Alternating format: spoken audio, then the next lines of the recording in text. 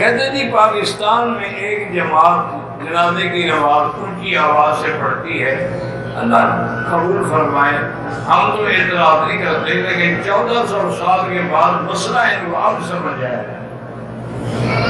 ورنہ ان کی اپنی جماعت کے جو بڑے تھے نا انہیں بھی کبھی نہیں پڑھا اونچی آواز سے، اور نہ مکے مدینے کی تاریخ میں 1400 سال میں کبھی اونچی آواز سے پڑھا گیا ہے۔ بس اب ان کو مسئلہ سمجھ آ گیا ہے، نوجوان ہو گئے، خود مجتہد بن گئے، کیا کریں آپ، اللہ ان کو بھی سمجھ عطا فرمائے بس۔ اور پھر اونچی آواز میں پڑھتے تب ہے جب سپیکر وغیرہ کا انتظام ہو، اگر سپیکر کا انتظام نہ ہو پھر اونچی آواز میں نہیں پڑھتے، اور جنازہ بھی اتنا لمبا پڑھتے ہیں کہ دوسرے کھڑے ہونے والے پورے مر جائیں۔